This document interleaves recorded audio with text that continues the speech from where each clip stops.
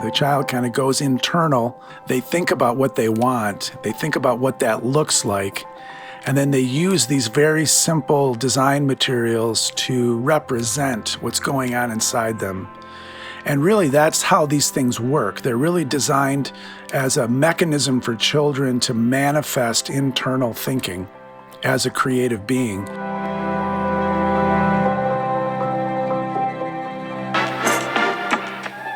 Welcome to the Path to Learning podcast, where three ordinary guys explore the world of education. What's working, what's broken, and what we can do to best advocate for children. I'm John Pottinger. I'm Scott Boltman. And I'm Jay Irwin. And you're listening to Path to Learning. So people tuning in today might not have a clue who Froebel is, or maybe they've heard that he has something to do with education. But Jay, what are we talking about specifically today about Froebel? I think we all realize that we can't go much further with this podcast without addressing who Froebel is and what the pedagogy of Froebel is. Everybody's kind of mentioned it, and it's only going to be seeded throughout pretty much every conversation we have. So we thought we'd just dedicate a whole podcast to talking about the methodology and the pedagogy of Friedrich Froebel. Froebel. We are disciples of Scott, who is also here with us, and Scott's going to kind of really fill in a lot of the gaps people have, questions that they might have about this. And also, Scott, isn't there a lot of, I guess I'm jumping in, but isn't there a lot of misconceptions when it comes to Froebel? Like, you know, it's very didactic and all that. So we're going to get into some of that, right? Well, yeah, and what's been interesting is just recently, Hege Wasmuth, who's a professor of education in New York, just released a book kind of trying to demystify all of this. There really hasn't been much published in English language, ever, really. It was funny you mentioned the word disciple, because there was really a cult of personality around Froebel. But if you listen to Helga, what he basically explains is that, he died in 1852 in Germany when kindergarten was outlawed. His entire life's work was gone with the stroke of a pen. He died a failure. And then it was really the colleagues that took it to America and beyond. And so this whole mythology around him sprung up. Nobody really interacted with Froebel, at least in English. It was always translations. We were always dealing with that kind of thing. So it's only really been in the last 20 years or so where a lot of new, fresh research has come to light. Our next podcast is going to dive into a little bit more of the history, but maybe you could give us a really brief idea of why he did what he did and how he became who he was. Yeah, it's interesting. First of all, I always start off by saying that I heard his name pronounced as Froebel, and I heard that from Norman Brosterman, and I heard it from Barbara Corbett. And so that's how I pronounced it. Now, Tiffany Gazel, she pronounces it Froebel. And some people pronounce it Froebel or Froebel. And it's probably technically Froebel. But you're going to hear me say Froebel because that's kind of how I started. So we all kind of mispronounce this guy's name. And it's interesting because the biography, a lot of his information is online. You can Google the name and you can find the Wikipedia page, and you learn, he was born in southeastern Germany, and his father was a minister, and his mother died when he was an infant. And he was one of those kids. He was almost certainly a gifted child, and he got himself into trouble a lot. But what kind of made him special was that not only did he have those own kind of childhood traumas of education, but he, at an early age, went to live with his uncle in the forest, and his uncle was a forester. So his earliest interest was in botany, was in plants and flowers and trees.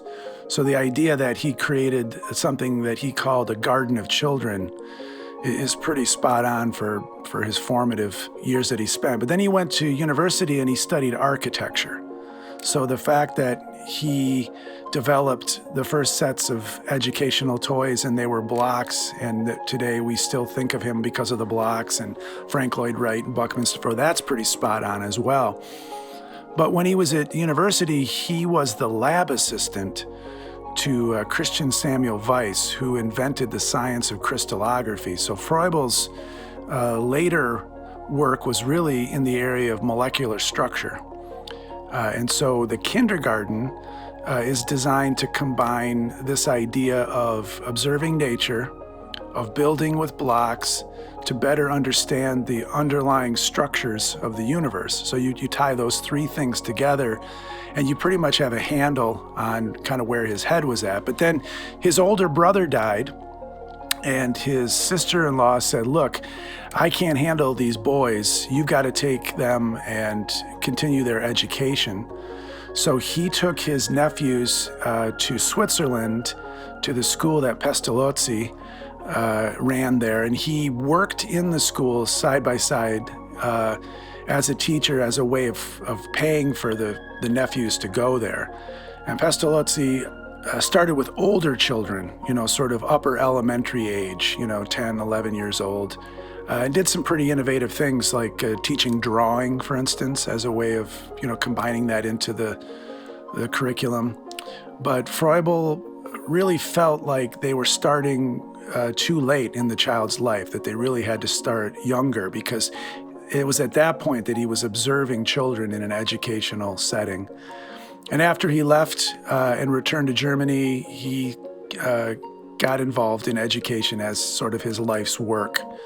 And that's where he really developed his manifesto, which is The Education of Man. I can't pronounce the German title. We usually translate it as The Education of Man, but really the Germans would probably translate it as Human Education, because he sat back and thought about what we are. What are human beings? We're creative beings. We're the only life form on the planet that creates, the kinds of structures and tools and, air conditioning and rockets to the moon and all this kind of. No other life form, even if they're making rudimentary tools or they're building structures like beavers do and that kind of thing, we're really the only creative beings on the planet, or maybe in the universe, we don't know. So he thought, well, if we're going to develop a system of education, we should probably start there.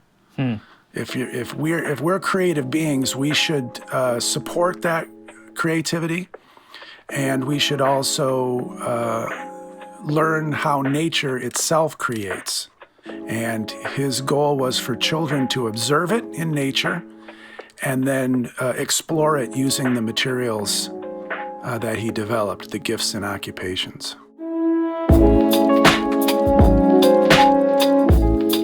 That's a great segue. Can you explore the gifts and what are the gifts and occupations? He really did something kind of innovative. He started with the whole. I mean, again, he had a very holistic way of viewing the world.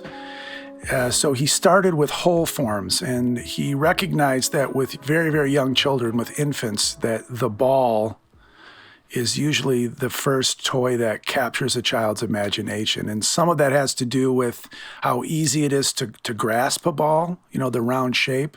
The other side of it is that Froebel, as an observer of mathematical structure, molecular structure, recognized that the sphere is the origin of other geometric forms. And so his gift 1 is yarn balls, but his gift 2 takes the solid wooden sphere, the same size as the yarn balls of gift 1, and in this, what I call a science experiment, gift 2 is like a science experiment. It allows children to observe these crystalline forms, the sphere, the cube, the cylinder, and to see that the sphere leads to the cylinder, leads to the cube. And then that's what gift 2 is about. It's a transition. And then the other solid gifts, gifts 3, 4, 5, and 6, are essentially sections of the cube. And so those are the solids. And then from there, he moved on to other kinds of materials that kind of tie into these original 6 gifts. Now, Froebel named them as gifts because of sort of a double meaning. On one hand, they were given to the child, and they wanted the child to respect them as something that had been given to them. But really what they are is a tool to explore what a child's individual gifts are. So what is it that a child has inside them already, so that you can start with that. You can observe that a child may be interested in music or might be interested in, science or those kinds of things. And you can find that and then build on it. So that's sort of a play on words with the word gift, Gabe, Spielgabe in German. But the other things that were attributed to Froebel as being called gifts were really things that happened after he died. So Froebel had on the drawing board a gift 7 and a gift 8, which were 4-inch cubes that were divided in even to smaller parts. But that never came to be. And so when Milton Bradley in the 1869, 1870 kind of started manufacturing this stuff, he thought, well, the more products, the better. So if you look at some of that literature, it's kind of confusing. You think, well, wait a minute, aren't there 13 gifts? Because Milton Bradley said there were 13 gifts. But what those later numbered items are, we now call the surface gift, which is the parquetry tablets, the flat two-dimensional shapes. And those are derived from the surfaces of the three-dimensional. So you have like a square tile, a 1-inch square tile, and that's the surface of a 1-inch cube. And a child can take those 6 1-inch tiles and actually place them on the cube and see that these surfaces are derived from the three-dimensional forms. And so that's kind of the underlying idea. A lot of people think that with the numbers of the gifts that you start with 1 and then you go to 2, but there's no question that there's a sequence starting with the whole form of the sphere, moving through the cylinder to the cube, dividing up the cube, taking the surfaces of those divisions, and then you have the line forms, the straight and curved lines, and you have the point. And then what Froebel did, which was so interesting, was he used peas and toothpicks, or cork and wire is another way to do it, to use sort of a point and line. And it's essentially a recapitulation. It's a three-dimensional form that's now been completely abstracted. It doesn't take up, it just occupies a certain space that's been delineated by the lines and the points. It's a little bit hard to describe in words, but visually, it's a framework. I call it the framework gift. And another way to say it to people so they get it immediately is it's Tinker Toys. Okay. Tinker Toys are a framework. It's lines and points. So where's a place where people can see pictures of all these things you're talking about? Well, there's FroebelGifts.com is a site that I do. And, you can Google Froebel Gifts, so you'll see all sorts of images. But I guess what I'm trying to say is that there's a lot of misunderstanding. There's a lot of debate over what is and isn't a gift. And then you get things like Gift 5B, Gift 5P, just all sorts of outrageous things that people came up with. Now, I do like Milton Bradley came up with, I shouldn't say he came up with, but others developed extensions of the gifts. So there's a divided cylinder, which is very much like gift 3 or gift 4, and there's a curvilinear gift, and I do like those. But again, these are things that were not in Froebel's lifetime. They were things that happened after he died.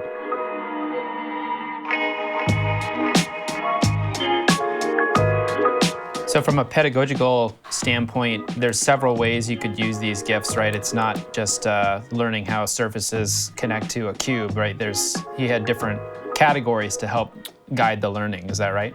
Yeah, he called them forms of life, forms of knowledge, and forms of beauty. And forms of life are things that are in a child's world. So if you give them a prompt and you say, make something you would like for Christmas, the child kind of goes internal. They think about what they want. They think about what that looks like. And then they use these very simple design materials to represent what's going on inside them. And really, that's how these things work. They're really designed as a mechanism for children to manifest internal thinking. as a creative being, and at the same time, simultaneously, adults observing what's going on inside the child's mind because of what they're developing. Now, as I said earlier, designers get that immediately because designers prototype with rudimentary materials. Designers are constantly trying to manifest their creative ideas outside themselves. And so, somebody like Norman Brosterman, who was trained, as an artist, as a designer, as an architect, he sees these materials and he knows right away what they're for. But then you get an educator, and maybe somebody even with Montessori training where they use educational materials, and they want to know how do I use this? How, what's the process? Show me the curriculum, show me the list of steps, like you would do with, say, a binomial cube or something like that. And that's exactly the opposite of what Froebel intended, And so what I like about it, what makes it so powerful for me, is that a 3-year-old can use these 8 1-inch cubes to manifest their internal ideas.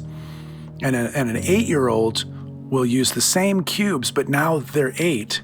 And they've been using these cubes for 5 years, and their thinking has become much more sophisticated. But they can still use the same set, and then an 18-year-old or an adult can use them also in exactly the same way. And so what's fascinating in that is that it's really showing how much the child has come along, how much they've learned, and it's really not in the set of materials itself. It's not built in. And I say that, and what happens is Froebel teachers that are trained, they get really angry because they say, no, these are the most amazing things on earth. They've been so carefully crafted. And that is true. Froebel did build into these materials the kinds of structures he saw in crystals, the molecular structure that's in the universe, because he wanted children to be able to discover that. But other than that, I think it's an amazing industrial design success in terms of the person that invented the first educational toys pretty much nailed it. And I don't know if anybody has been able to top it in the last, 200 years. And one of the things that people sometimes get wrong is that they view it like, where are the instructions? They think of it like a Lego set. Oh, you're supposed to build a house. Okay, show me the picture of the house so I can copy that. And that's completely backwards from what he was trying to go for. Is that right?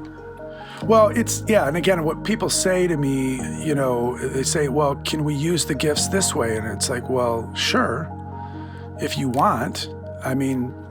You could use your iPhone as a paperweight too, but that's not what it was designed for.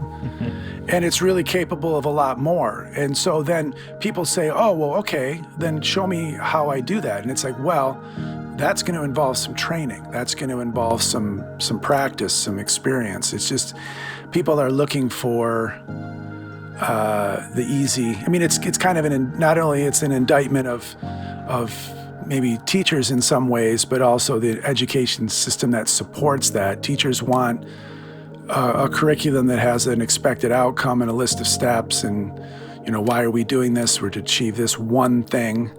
And they're really designed to do all sorts of things. So anyway, I talked about forms of life.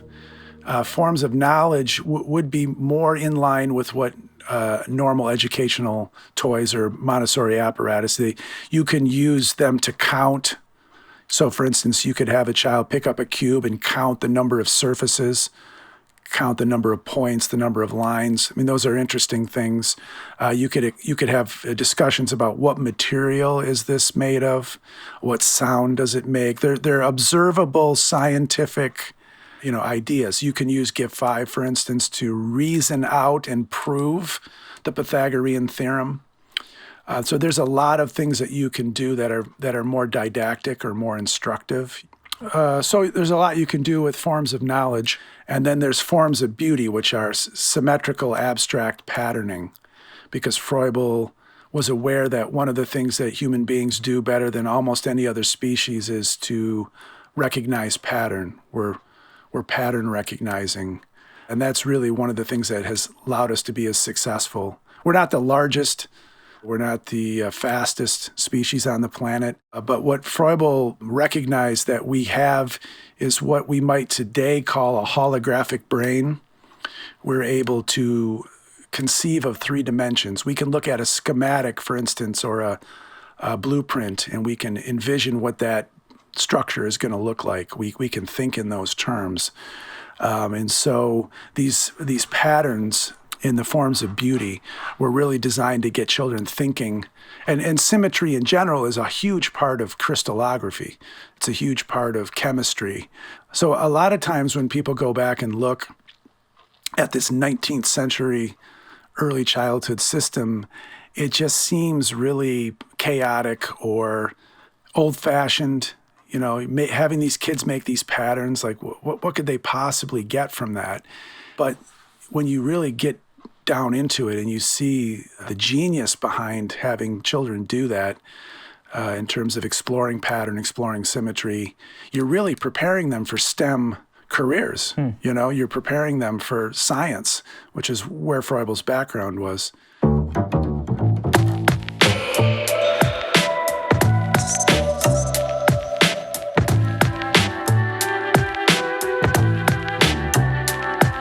So I'm really interested in hearing a little bit more about the age range that Froebel targeted and why that was so important. Well, there isn't really a set age range. Now, kindergarten was intended for children 3 to 7, but Froebel believed that you needed to start right away. And so what they did was they had mother classes. So he knew that the mother was really the child's first teacher. You know, kids are learning even in the womb. As an infant, you know, they're talking, they're singing, you know, they're playing little games, you know, the eye contact, all of that is so crucial. But what he thought was the age range from 3 to 7 was a very social period for children. I mean, he saw that there was as a species, that there was a process that we all go through where, you know, we're born, we kind of cling to our moms because that's, you know, for breastfeeding and all of that. And then we start to kind of detach once we realize that we're not part of our moms. We're sort of unique, you know, but we're still very much part of the family. And so there's that period of time from 3 to 7 where you're asserting your independence and yet you're also learning to be social with other children. And then as you get older, as you get into the sort of the later elementary years in this country, you know, grade 5, grade 6, it becomes even more intense socially. I mean, there's puberty, there's all that kind of thing. And that's where the children start to begin to detach from the family. There starts to be a lot of conflict in the family because the teenagers are trying to really assert their independence, not just from the mom, but, you know, just in general in society. What's their identity and all. So Froebel was very much aware of all of these periods, these what they call now ages and stages.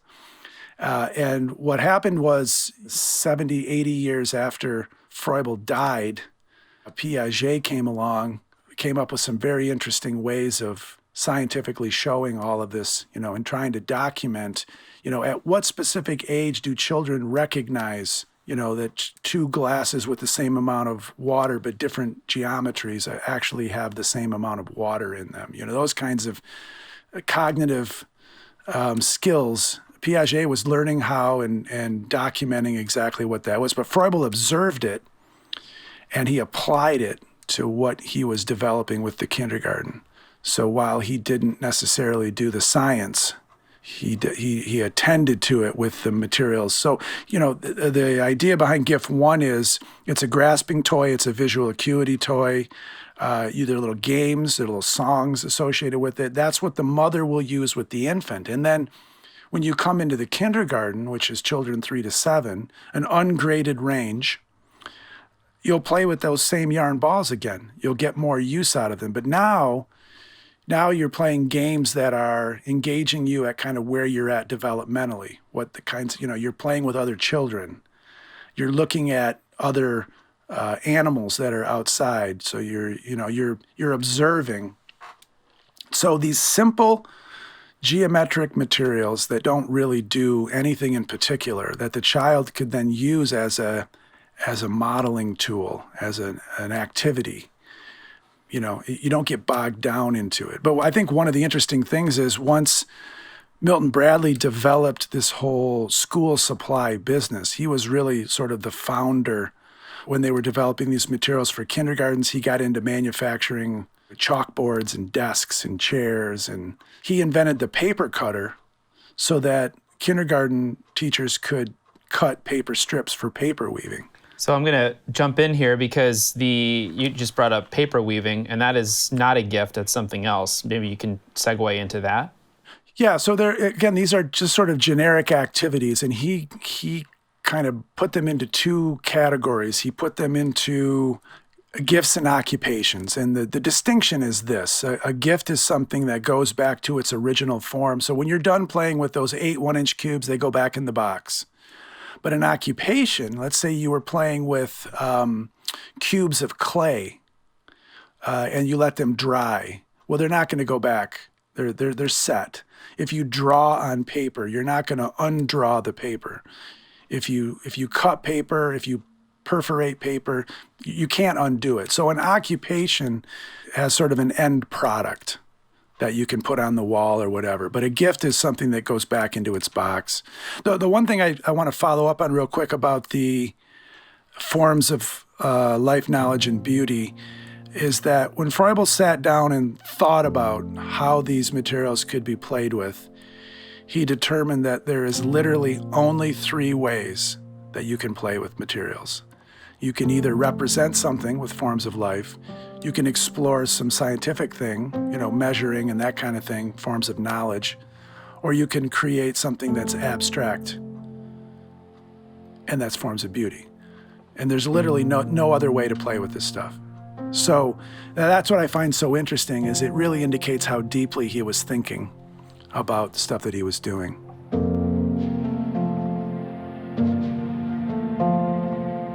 Can you talk a little bit about how Froebel challenged the empty vessel metaphor? Yeah, a lot of times people, they think of a child as an empty vessel that just needs us to pour knowledge into it. And he really observed how children processed information and developed their awareness of the world. It's what we now talk about today, constructing knowledge. That's sort of what the constructivists, again, 100 years after Froebel started, 50 some odd years after he died, they started developing these movements, these awarenesses of that. But, again, his view is that we come into this world with something to offer. We just don't know what that is. Some children have musical gifts, they have artistic gifts, they have, kinesthetic abilities, athleticism and those kinds of things. And so the whole idea is to develop what you're starting with, take that and try to get the most out of it as possible. So, yeah, I love how you said it in an interview that the curriculum is in the child. Mm-hmm. That always really hammered home to me kind of the underlying principle of what Froebel was after. Yeah, I mean, I think that's really, you're trying to develop the child. That's really what, I'm kind of paraphrasing what he said, which is, my children will be developed. That it's a kind of a different approach to an understanding of what children are. And, in a real practical sense, when you're having a conversation with somebody, you can just simply start talking, and I often do, without any regard to whether or not anybody cares about what it is you're saying. Or you can speak to the listening ear. You can talk to what people are really waiting to hear from you. And you'll be much more successful if you do that than if you just start speaking what it is you think that they might want to hear, And so that was his approach to education, was he was hoping to speak to children in what they were interested in hearing. So he observed them and really followed the child, which is something that Montessori is given credit for, but really child-centered education, following the child, is really just a more efficient way of doing it, because you're starting where the child is at. It's efficient for the learning of the child, but it's inefficient in terms of trying to get 30 kids to be doing it when you're one teacher. Absolutely, and that's why it's not done anymore. People always ask, well, why don't we do this anymore? It's because it was easier to manage a school that had a standardized curriculum and standardized testing. So we keep saying, well, we want to educate children better. And it's like, well, not till you change your management practices. Yeah. And then you say that to the management and they say, well, what tools do we have to manage a classroom where every child is doing something different and is in a different place? And so this is why there's such an emphasis on literacy, because what Froebel observed is that a 3-year-old potentially might want to read. You know, we might call that they're a prodigy, but really it's within the norm that 3-year-olds can read. But children who don't read until they're 7, 8, 9 years old, that they might be labeled as, developmentally delayed, but it's really not. Some children just simply aren't interested in reading until they're 7 years old. So there's a range there. And if you try to maintain a classroom where you have a 3-year-old reading but a 7-year-old isn't, it's just hard to manage. And so instead of doing the real work of trying to figure out a better way to manage a classroom, we've done the opposite, and we've forced children to learn to read at whatever age we want them to learn to read. And if they cry and they get stressed and it causes problems and we hold them back a year, well, that's not our problem. Yeah. That's the child's problem. They should have learned to read when we told them to learn to read. So it's a really horrible thing. And we like to think that we have this really amazing system of education. But every year, for decades, our ranking has continued to fall worldwide. And what's essentially happened is when you look at the rankings, the countries that are doing the best, like South Korea and Finland, are the ones that 30, 40 years ago returned to a child-centered Froebelian approach to education. And if we want to get our ratings up, that's exactly what we have to do too.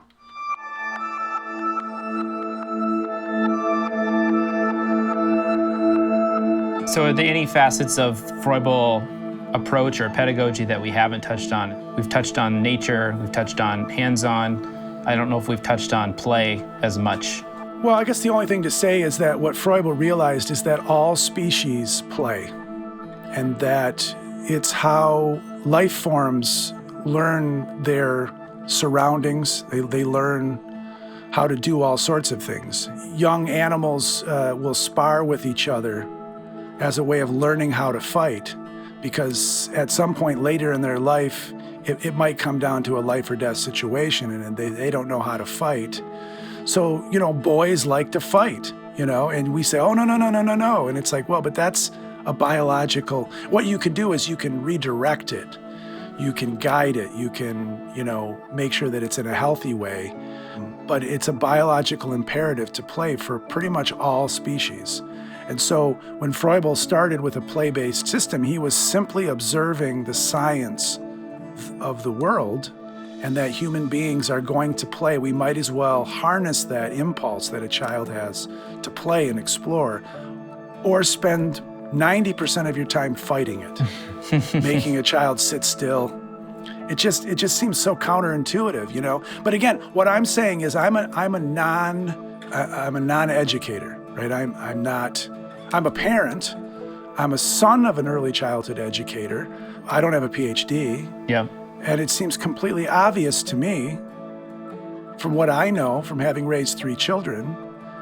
And so I'm asking myself, how is it for the last century, for over 100 years, we have allowed in this country some insane approach to educating children that doesn't take into account something as simple as the fact that play is the engine that drives all learning for all species. It just doesn't make any sense to me. Yeah.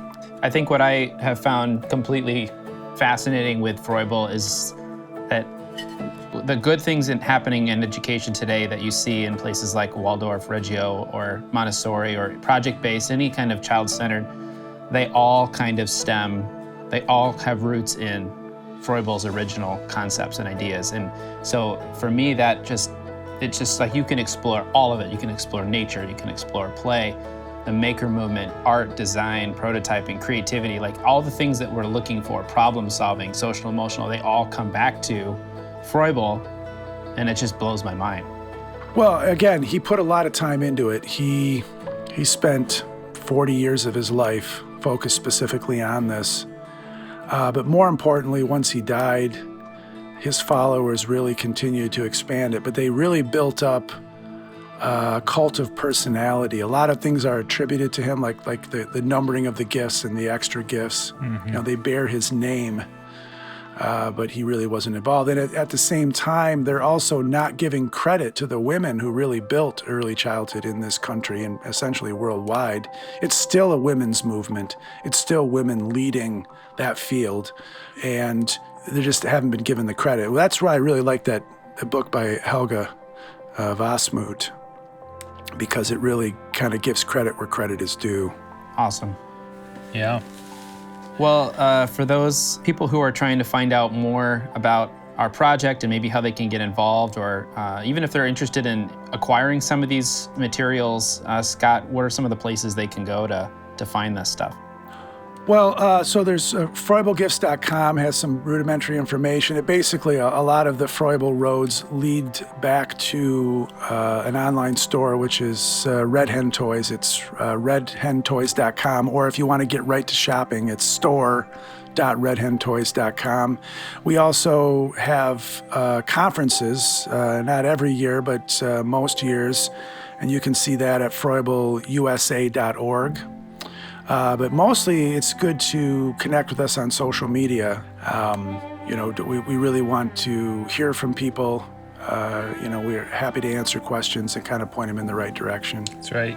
And there's still a great opportunity to become the very first Patreon supporter. Right, John? You, listening right now, could be our very first Patreon supporter. And where would they go to do that? Of course, we've now time-stamped this. So in 10 years, when we have 50 million followers. As of April 3rd. 2020. 2020. Well, and I think it could just be a guess on my part, but I'm thinking that the person that becomes our first Patreon supporter, they might find that they'll get something in return at a much higher dollar amount than it is that they've committed to, because, as somebody that has a lot of stuff in my warehouse, you just don't. I'm going to sign up right now. You just don't know. You just don't know. We would love some support, though, if that was possible. Anything would help. Yeah. Help the cause. Where can they do that, John? If you want to support what we're doing, you can join us on Patreon at patreon.com/path-to-learning. Even just giving us a review. Yeah, a review would be fantastic. 2 things that people can do that would really help us out. We've found that with podcasting, seems like Apple is the place. iTunes is where a lot of people are listening. So if you do like what you're hearing, give us a review on iTunes. And secondly, if you want to join the conversation, probably the most conversational we are is on our Facebook page, which is facebook.com/path-to-learning-podcast. And we also have a website, which is path-to-learning.us. Yeah, we would love to just engage with all of you who are listening and just hear what you're interested in. And it will also guide what episodes and what places we can focus. We have so many interviews and so many different facets of this story, from art and design and architecture to the women's movement to the actual pedagogy that we kind of touched on a little today, and how do you do play better, or how do we address testing. We have so much material, so give us that feedback. We'd love to hear it. Yeah, one thing I wanted to just mention real quick, that if you go to the YouTube channel, Froebel USA YouTube channel, there are a lot of clips that we've made with John and Jay from Matchframe Creative that you can get more information on Froebel and Froebel Gifts there too as well. Scott, do you want to introduce who our next podcast is going to feature? Is it Norman? Yeah. Norman. Is it Norman? Norman Brosterman? Norman is an amazing person, and I've known him a long time. He is the author of Inventing Kindergarten, and he's always fascinating to talk to. So I think there's something for our listeners to be looking forward to next time. Awesome. Thanks, everyone, for tuning in. Thanks, everybody. See you next time.